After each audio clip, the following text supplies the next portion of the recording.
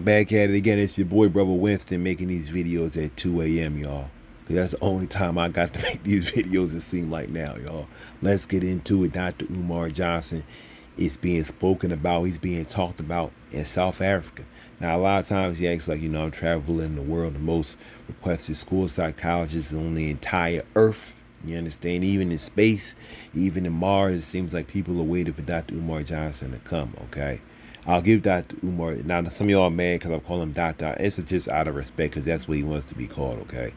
Is he a doctor? That's what seems to be his credentials of some kind, okay? Whatever the case may be. But at the end of the day, we're going to look at this video that this woman put up, all right? She's in Africa, all right? Dr. Umar travels to Africa. And though he may want you to believe that everyone in Africa is loving Dr. Umar or falling for his scams and all of his chicanery, whatever you want to call it, all of the that he's doing, all right, his schemes. All right, also I got a new name for him, all right. I'm gonna tell you right now, this is a new name I got for him, okay? Not the Prince of Panhandling, but check this one out, right? I almost forgot what I'm about to say. What's the name I gave him, Lord? I almost forgot the name. Okay, I got the name for my new name, okay, for Dr. Umar. You may have heard me call him before the gift that keeps on giving. We're gonna call him this. The grift that keeps on giving. How y'all like that? The grift that keeps on giving, because it's always something new that Dr. Umar is doing. But let's, without any further, interruptions, let's get into this video to see how people in Africa and how South Africa are receiving your doctor, Dr. Umar Johnson.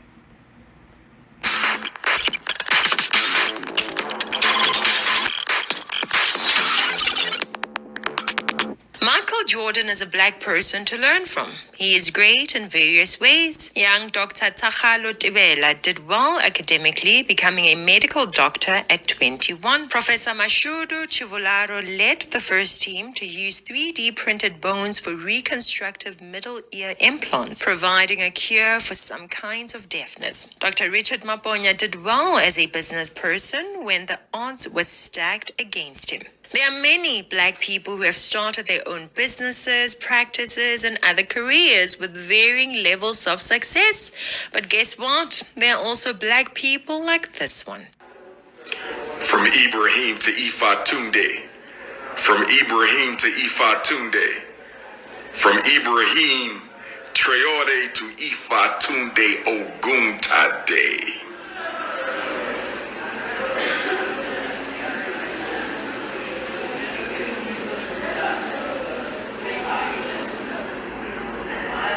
You know what, y'all? I'm going to look real quick. I want to know what that means. Ogun Tade. Let me look it up real quick. This seems to be one translation here. Okay, Ogun means worthy of the crown. Okay. We have down here, it says Ogun, the Yoruba god of iron. Okay. To suffice for crown royalty. So it seems like it's centering around saying that the person is essentially worthy to be crowned, okay? Is Dr. Umar one who's worthy to be crowned? I know some of us love our children, but some of our children are so far gone that we're going to have to put some of them to sleep in order to take back the neighborhood. Some of y'all don't want to hear that because you don't live in reality. But I'm telling you, as a psychologist, I'm not going to be able to psychologize all of them on the corner. Some of them going to sleep. Dear Kun, on behalf of Dr. Umar Ifatunde Oguntade and the International Movement for the Independence and Protection of African People, you have hereby been excommunicated from the... Unkuntuwi Sizwe, Spear of the Nation. All Pan-Africanists to your stations. The independent struggle for the African race has begun. Oguntade. For some reason, people like this one appeal to a lot of black people. The worst of us, the most divisive and hateful people on earth. Those are the ones that many of you, my brothers and sisters, are willing to look up to. Oh, you are 81% of the population is very similar to American brothers and sisters suffer across the pond in the United States.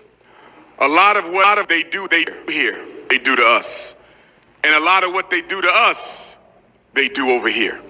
This is Umar Johnson, It's crazy how I don't listen to I don't listen to what he said, and it was like I didn't understand what he was actually talking about. I mean, all I got from that was that things happen similarly, but it's like what he was saying. I'm like, what? I mean, like how sometimes Kamala Harris, they say she talks like with word salad. It seemed like that. I was like, what is he saying here? I guess he's trying to be extra intellectual. It's just coming off. Let's just see. racist from America. He's an Umkhonto weSizwe fan, and he's supporting the MK party lies. Brothers and sisters, there's a lot of wars that have to be fought in South Africa. There's a lot of... to say this, y'all. Isn't it crazy how Dr. Umar always seems to be supporting people he shouldn't be? Well, of course he shouldn't be supporting, but it's crazy to me to say he shouldn't be supporting them because he's like a villain essentially. So because of that, he actually makes history, he supports them. But he supports people essentially that we shouldn't support. I'll just say that, okay? Though he still say things against certain people, he'll say something against Donald Trump here and there or something like that. But it's plenty of people that he stands behind, like P. Diddy, it's just a bunch of people that you would think, why is he standing behind this person? Why are you trying to defend these people? And it's just surprising. Of course, he's always on the Breakfast Club, which is also very interesting because if he's so conscious, all right, and if he cares about the black community so much, why would you go on the Breakfast Club all the time? A show that continually brings just all kind of people on that are saying things that are not beneficial to the black community, or they may bring a politician on when it's time for them to get votes. Okay, I'm just going to be factual here, as that's what they do. But they'll bring all kind of people on and talk about all kind of stuff. All right, and on top of the fact that, of course, you have the thing with DJ Envy. You don't know about the thing with DJ Envy, how he was involved with a real estate scam, and he brought a guy on who was a scammer. I'm not talking about Umar, I'm talking about another guy. I'm talking Umar, no, I'm talking about another scammer. Okay, his guy's name was Caesar. His name was like Caesar something. I forget the guy's last name.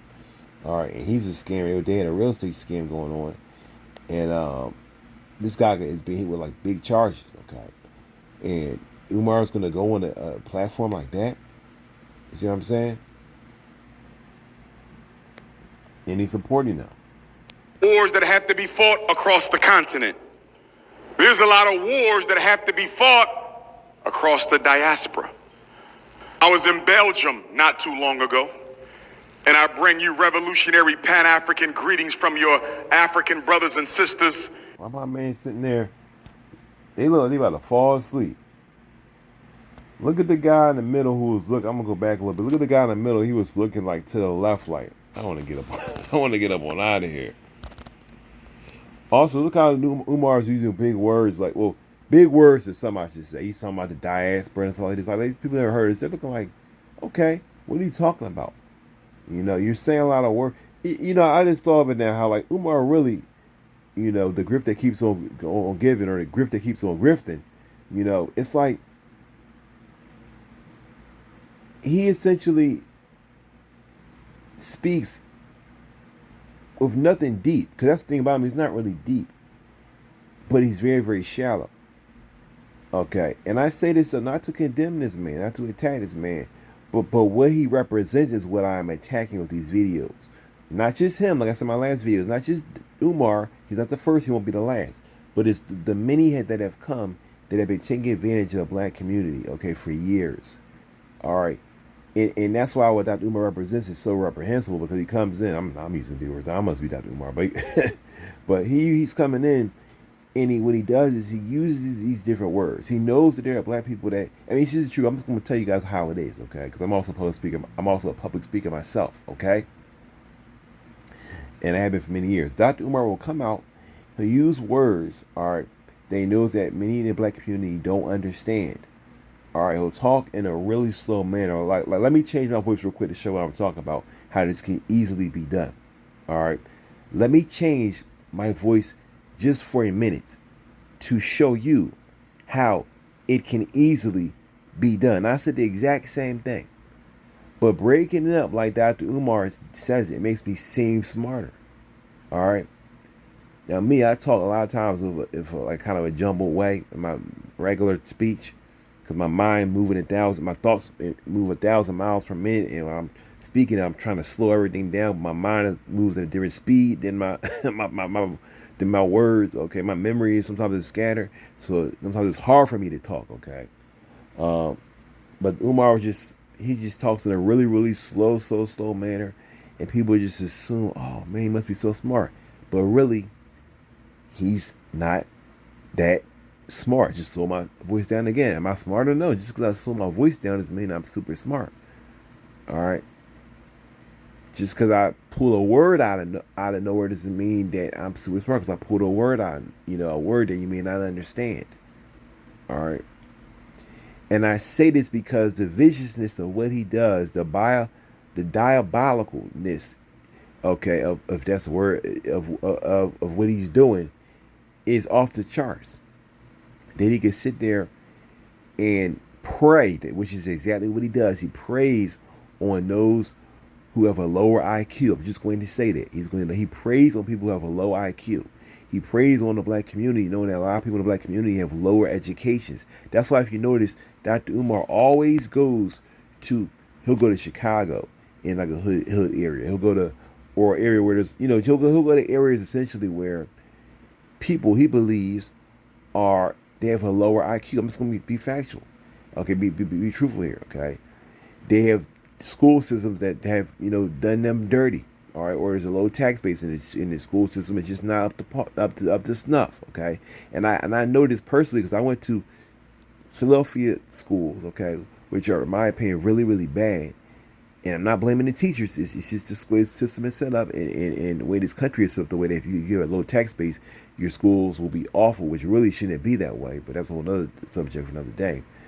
But I also went to schools in New Jersey before, which is like Philadelphia, New Jersey. Your school system is like heaven and hell. I'm not even exaggerating. It's literally like heaven and hell.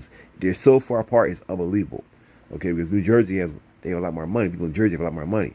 We can drive 15 minutes out of the city, and the school system will change dramatically.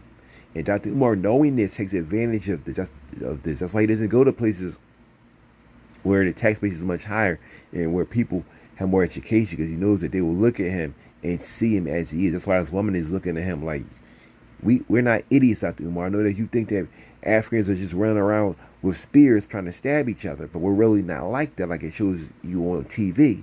And we're looking at you like, come on.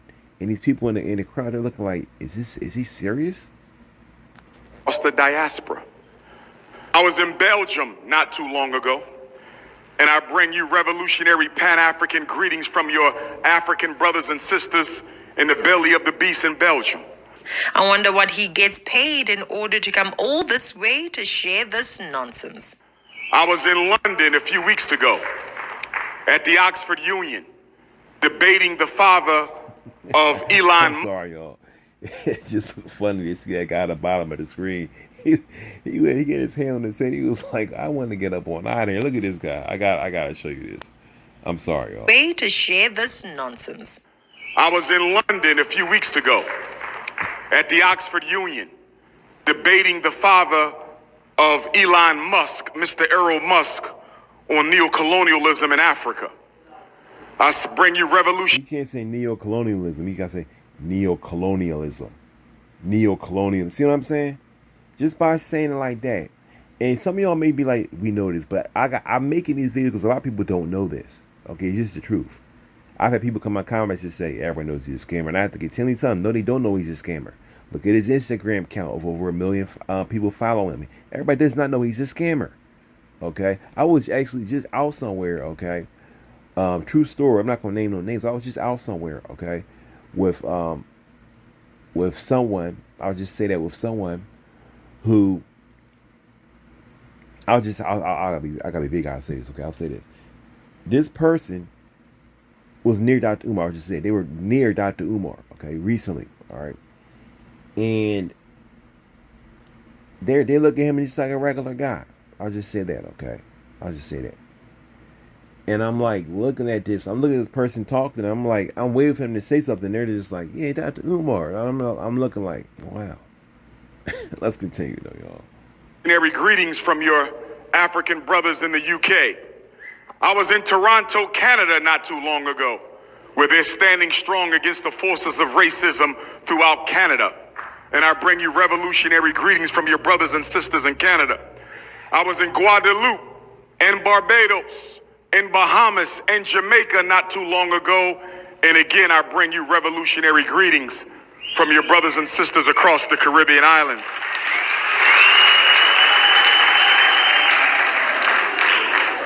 And I was in Australia for the first time a few months ago. And I bring you revolutionary greetings from your African brothers and sisters in the land down under in Australia.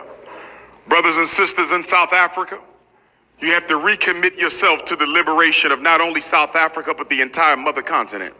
And as you fight this war against neo-apartheid, because that's exactly what it is. Apartheid never fell. What happened on April 27th, 1994 was addressed. Now, I gotta say this really, really quickly for those who don't know. The word neo means new, okay? If you don't know that, some people actually don't know that.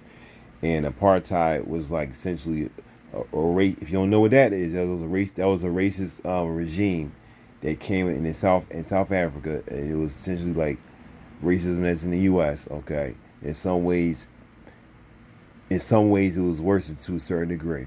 Okay, he's saying now apartheid was smashed down, but he's saying essentially that it's coming back. All right, or that it's still here in a new way. Okay, that's what he's essentially saying. If you don't know that, gotta say it for those that may not know that. Maybe you were brought up in the school, like the schools that I went to. That did, my elementary school, thank God, taught that. But once I got out of elementary school, I had absolutely no black history at all. Okay, I went to public school, none of that. It was all gone. Rehearsal for the new apartheid. The fastest fix for snoring fatigue. Sorry for the commercial. Let's continue. Because that's exactly what it is. Apartheid never fell. What happened on April 27th, 1994 was a dress rehearsal for the new apartheid.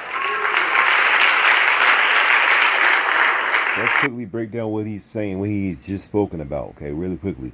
He came in for a bunch of his speech here. He's basically saying, I greet you from all the places that I visited.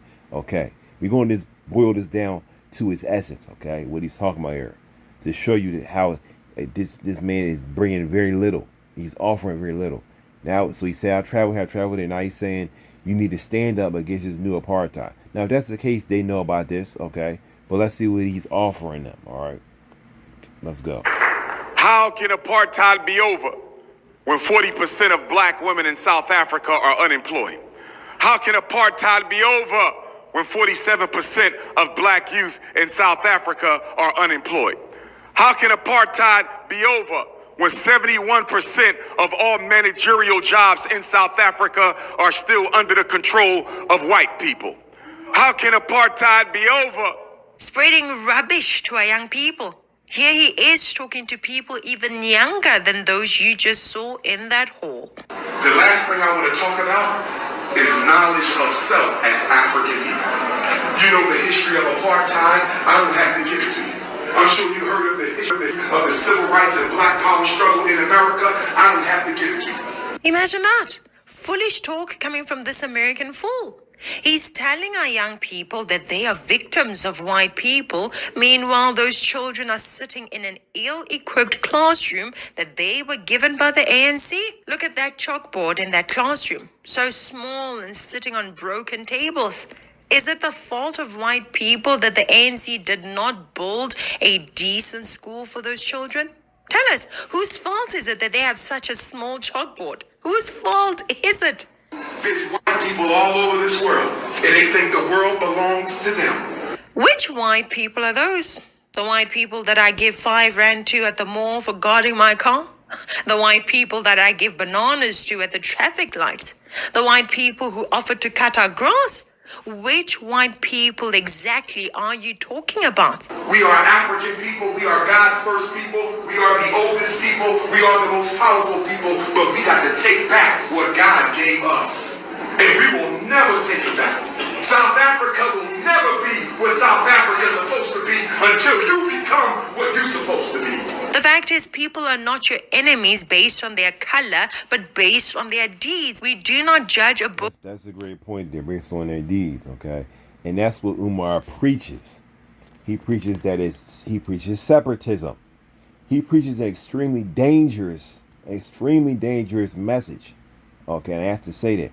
Now, everything she's saying, I don't agree with. She's kind of coming at the ANC, okay, and saying that now the ANC is not something that was empowered for thousands of years or had great wealth, overwhelming wealth just rolling in, okay, like apartheid, like the people in the whites from that ruled under apartheid had, okay. ANC had to build itself up when it comes to these areas, okay. Now I don't know if what party she is exactly, okay, but she's saying, well, the ANC should have provided this. And I don't know if the ANC had the ability to do that, okay, or not. But whatever the case may be, what she's saying is correct when she said, look, it's not about just the color of someone's skin. It's about what are they doing. All right. But Umar basically is like, look, it's a race thing. It's based on what color you are, and that's all that matters. Okay. And this is a dangerous teaching, and I've seen it on the streets. People, they can't stand people that are not black or another race, and it's not only that. What Umar teaches also, if it were to grow like he wanted it to grow, it would actually create caste systems, okay, in all across the world, like you have in other nations, like in India, places where you're darker, okay, you're seen as a nobody, and they come. And a lot of times, you'll see Indians come to the U.S. And then they're darker, and people don't understand that where they came from, they were looked at as like the worst of the worst just because they were dark.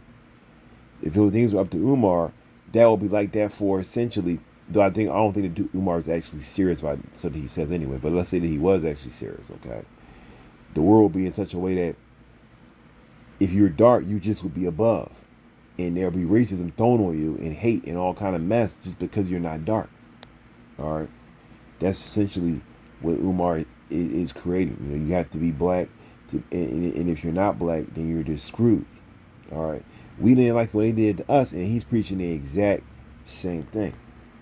By its cover. This man wants our people to think just like him. He is racist, and he wants all of us to join him. He is a fool that fails to realize that he's supporting the MK party, a party led by a womanizer, a corrupt man who was a president of this country for almost 10 years until the party that appointed him to be president removed him from office because of his corrupt relationship with the Guptas. Zuma resigned from being president because he was dirty. Zuma failed to build decent classrooms for those students. Zuma's corruption took money from black farmers, black learners, black business people. So really, what are you talking about, Umar? Today, Zuma has a new party, and they invite you to come and preach to our children. She's making a good point as we listen to her. She's explaining how Umar isn't educated on what he's talking about. He's coming here and bringing basically a universal message. What I mean by that is that he's saying the exact same thing wherever he goes in the universe. Okay, the same message, but he's not thinking about it. She's saying he's not evaluated the actual black person who was in office that was corrupt. Okay, he's just saying anti-white, anti-white, anti-white. Now, why is that important? Because you're supposed to bring a message as a speaker, all right, as a preacher who he is. You're supposed to bring a message that can edify, a message that can cause people to succeed and grow and help them. If the person that's in power has been in power for a long time, okay, possibly because of corruption that he was even in power that long, okay, if that person is black, all right, they do all this kind of evil stuff, and you tell everybody, let's go rage against the white man, when the white man is nowhere to be found in that area, how is that helping them? You see what I'm saying? But Umar doesn't care about that. He preaches a universal message, which means what? It means that he doesn't really care. Okay? He doesn't really care what's going on with them, which is what I believe for sure. He does not really care about those young black kids in that classroom. He doesn't really care.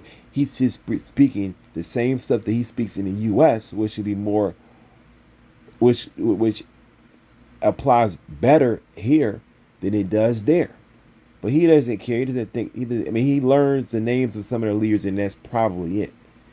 Okay. She's like, if you even did a modicum of research, a small amount of research, you would have seen, all right, that what we're going through. But you didn't do that. You just say, I'm gonna open up my mouth and say the same the same thing over and over and over again.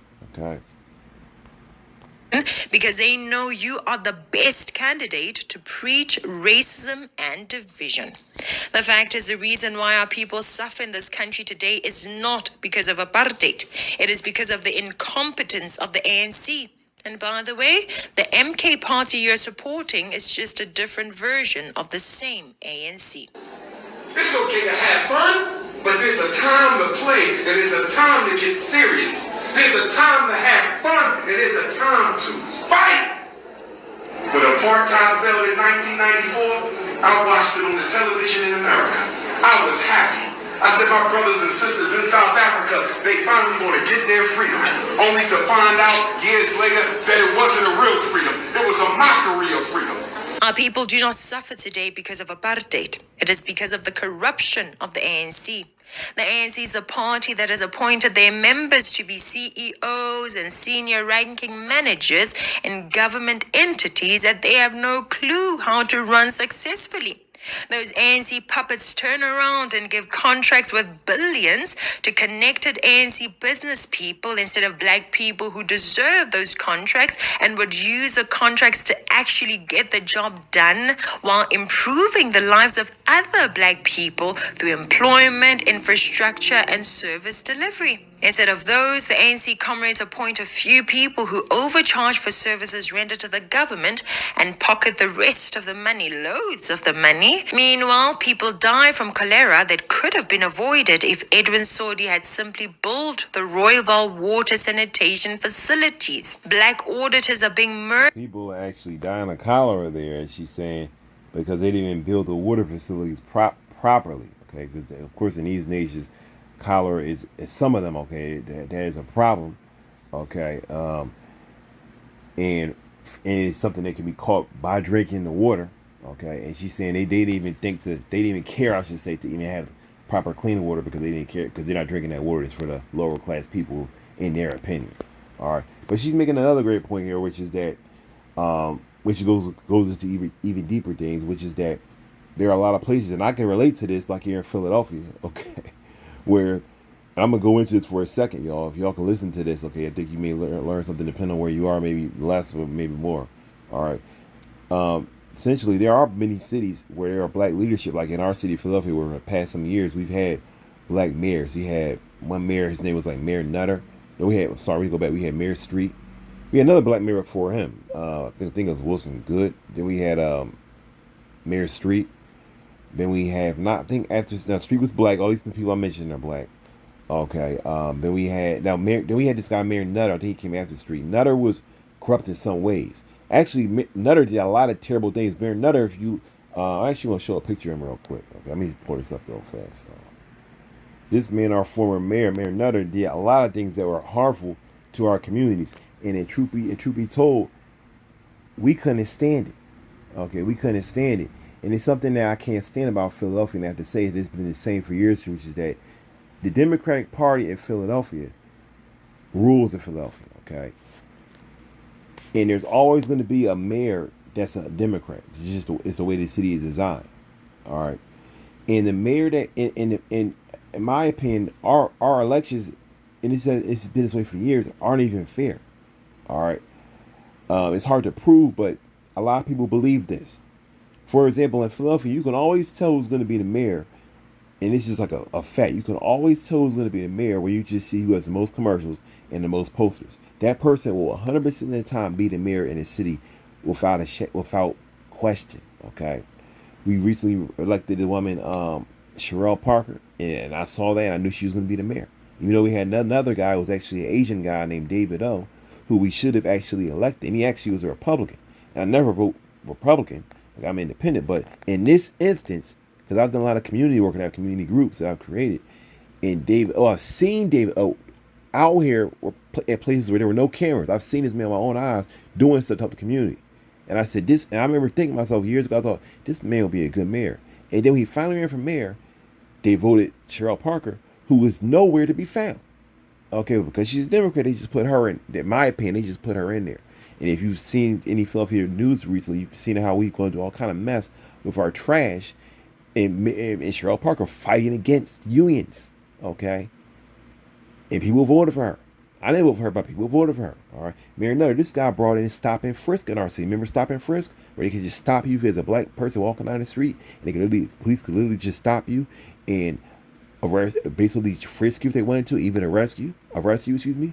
That's what Mayor Nutter brought in. Also, Mayor Nutter, another thing people don't know, there's a place in Philadelphia called 52nd Street, which is a pretty big place where black people, where black vendors, it's a long strip in West Philadelphia, okay, where black vendors will sell stuff.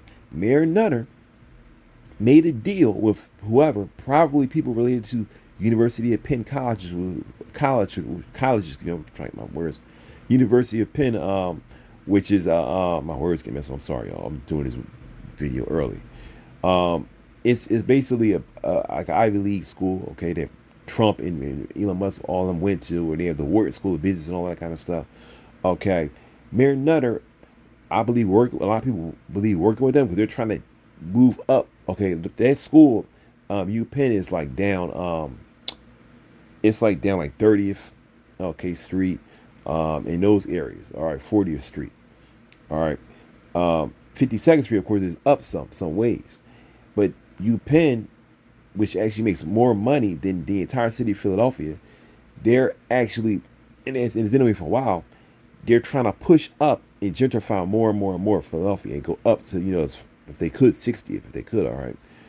So as they were doing this, Mayor Nutter allowed them to essentially destroy a large section of 52nd Street. By there used to be, for the vendors, there used to be like these covers, these glass covers that would cover all of the vendors, so if it was hot, they could have some kind of relief, okay, and it will stop from rain, so they could vend even with the rain. But when Mayor Nutter came in, he basically made a deal with these people, not the vendors, and removed all of the covers. So now the vendors have these small little tiny boxes which they can barely fit in, okay, to protect them from the elements, and that's because of Mayor Nutter. Okay, when he did that, he came up with some lie and said, oh, well, let's help the vendors, this and that, and it was a total lie. All right. Also, I heard that he did another thing where he actually changed the tax code so that where it actually just happened, so that where he was living at, in this area of Philadelphia, which is one of the best areas, of course, in the city, the taxes were like the lowest. Okay, but that's just another thing. But I'm saying this to say that, you know, it is true that black people can also, who are in politics, have in many times, been the enemy. But if you listen to someone like Dr. Umar Johnson and Umar only, you won't even see this stuff. Okay, I've never heard Dr. Umar Johnson talk about things that I just said. Maybe he had at one point, but you rarely see that because Dr. Umar Johnson, even though he says he goes against the machine, he's against, you know, the status quo. In actuality, Dr. Umar Johnson is very much with the status quo. Okay, he's very much with the status quo. All right, he says the right things at the right time, or seemingly the right things. But if you look at him, he doesn't say that the things that are pertinent and that are important and that people need to hear. And he talks a lot, but he doesn't make a change. Okay, anybody can say the right thing at the right time, but are you there making a change? Okay, don't look at what a person says. Look at what they do. All right, and what he's doing is he's going around his woman and showing. And we're gonna wrap this video up soon. He goes around and he basically just says the exact same thing, and he's not bringing any healing. By black people trying to protect black entrepreneurs who are looting state funds. There's no apartheid involved in all of that, Umar. Go back home and focus on fixing your gang culture and trashy hip-hop that has destroyed your own people in America, and stop spreading this racist, evil propaganda here. When you marry a white woman, you are investing in white supremacy. Correct. But I would say, listen, your wife is white.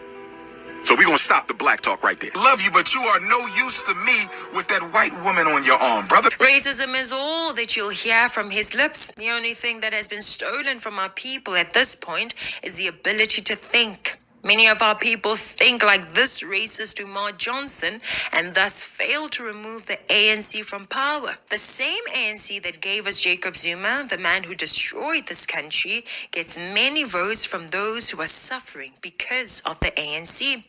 This guy is coming to South Africa to speak for the thieves, traveling all this distance to speak on behalf of. This is important because the ANC always was not always like this. You know what I'm saying? You know the history, it wasn't always like this. But things change, times change. Like for example, in the USA, okay, where we have many people. Now some people may not agree with this, but I'm telling you the truth. We have many people that are fighting for our rights who are black.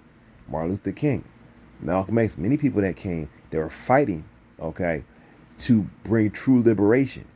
But then came the scammers. There's always going to be scammers. Then came the people that want, like I always said, like I've been saying lately, excuse me, people that came with the Martin Luther King, Malcolm X costumes.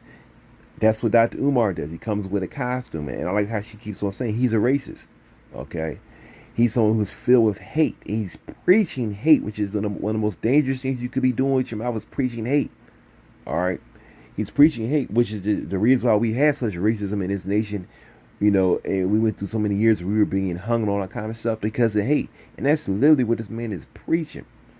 All right, he's preaching that message, you know, like it's the best thing in the world.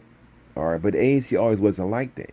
But it changed, okay? And from the leaders that we had that were whipped and sprayed with all kind of hoses and a lot of their lives were taken so we could have some freedoms, okay, more freedoms. That's why they say they fought for civil rights. And it's something that my sister said to me some years ago, and she was really right. She said, you have to look at the term when they say civil rights. Okay, the reason why they call them civil rights is because the people back then basically said, look, y'all don't give us barely any rights. If you could, at least give us our civil rights, at least give us our basic rights. That's why they call it the civil rights movement. Okay, a lot of people don't even understand that. The black people were basically saying, this give us this basic rights. Okay, we know that y'all look at us like we're monkeys and this and that, but we're not all human, and you guys are all fully human, and we're not. At least give us some rights, okay? But Dr. Umar comes not preaching the message of love, which is the message of God, because God is love. He comes to preach the messages of hate, okay, and darkness, all right, which will bring forth type of stuff that she's talking about is happening in her nation, and it will continue the message going on in our nation, all right? And when I look at, for example, our Philadelphia, you know, just our lawmakers and so on and so forth, and many that are black, many of them over the years have been caught just taking money. We had a guy, for example, I can't remember the guy's name, but we had a guy, for example, who was, I think he was a councilman, and he had like a woman working for him, for example, right? And she was making like maybe $400,000 or $500,000 a year, and she was just like a small secretary. I think he may have been having a relationship with her, or whatever the case may be. He was maybe like 60, 70 something years old. Well, he was old, and she was younger. She may have been like 40, whatever, or maybe 39, whatever. And he was probably doing something with her, and he paid her all of this money. And then it got found out, you know, it was on the news and everything. This guy is paying her all of this money, and she does almost nothing. And that's taxpayer money that he took. You know what I mean? He sat there and said, I'm gonna do that. He did nothing. I remember one time I went to my state, my representative in the city, because I needed help with something. And I went to the guy's office. I went there, I think, twice for a major complaint, and I heard nothing back. I thought to myself, wow, this guy campaign. But when it was time to campaign, his face was everywhere. But when I went with a problem, this man, I think I talked to like a secretary or somebody in the office, and they were like, he's going to get back to you, this and that, and nothing ever happened. Nothing ever came from none of that. Even our own mayor, okay, I remember I had something happen to me in the city that was crazy, where the city actually did something, like really committed a crime against me. And it's happened to me actually more than once, where the city has committed crimes against me, and many others, because Philadelphia had a lot of corruption in it, unfortunately, sad to say. And I went to I contacted the mayor, our current mayor, Cheryl Parker. And when I called, you know what they told me? They said, and I told them I represented my community group also, which I was doing, and they said, look, you can't talk to the mayor. It doesn't matter who you are. They said, you cannot talk to the mayor, but unless like she wants you to talk to her. You can't talk to her. You're not at a level to talk to her. You know, we're not even going to relay your message to her. That's literally what her people that work for her said. And I said, wow, isn't that interesting? But when she was running, it was, oh, I love you, and I'm going to be there, and I'm a Christian. That's what she was saying. All this kind of stuff. I'll even say this, okay? I'm gonna say, and I have right to have an opinion about this woman who's the mayor, who I will not vote for, okay? I even saw her one time speaking. This is a black woman, okay? I saw her speaking one time, in a mosque, okay? Where she was saying it was a community meeting. She was gonna tell us about her what do you call it? Her budget that she was proposing. Okay, this was some time ago. All right, when she first got in as mayor, and me and I think another brother. Okay, but me and another brother, we went to this thing, and I went representing my community group. All right, we went to this thing, and I was going to get information to bring back to the group and everything. And I was going to also try to talk to the mayor. Okay, so basically it was set up like this. You basically go to this meeting, and they said you'll be able to ask questions. It was basically like a community town hall. Okay, that's what it was supposed to be. I go to the meeting. Let's say it started at like 11. I think it started like 11 a.m. Right? It was like from 11 a.m. to maybe like 1 or 2. That's how long it's supposed to be, right? We're there from like 11 a.m. till maybe 2 or 3, right? I lie to you not. The mayor spoke until like the last half an hour. She spoke the whole time until like half an hour was left. Now when I went in there, they said if you want to talk, fill out this form or whatever, like a little small form, and they hand it back to us. So we all did it, and only like 2 people got to talk. She literally sat there and spoke the whole entire time. I thought to myself, this is a town hall. How on earth? But when she was talking, okay, she had a very bubbly like attitude, and people were getting excited. But I tell you the truth, people started to actually leave. I saw old people come there that were tired. And in this mosque, they had these hard behind seats. It was very uncomfortable, okay? But we had to go there to see her, okay? Very uncomfortable. And people were I saw more than half of the people in there just get up and leave. I saw elderly people there, okay, just get up and leave. And I thought to myself, it's a shame. They're coming here to see her. They want to voice their opinion. And she brought us in there so she could just talk and talk and talk and talk. And then at the very end, it was like just a show. And I said, wow. Then after all of that, I went up to the front of the stage because she was shaking people's hands. So I went up to the front to try to ask her something, okay, just something quick.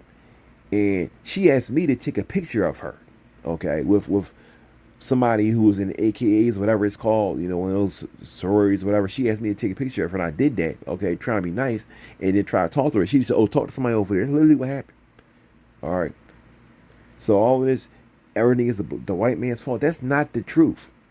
Okay, white people have done a lot of bad stuff. That's true, but everything is not. What about what we're doing to ourselves? That's what I'm trying to say here, y'all. Let's continue. The thieves destroying our country, and the deceived teachers allowed him to speak to the young South Africans. Shem. Right now, the gold of South Africa don't belong to us. Right now, the diamonds of South Africa don't belong to us. Right now. These kids are like 7 years or 8 years old, and look how he's talking to them. He's not stepping down and getting on their level. It's like a photo op.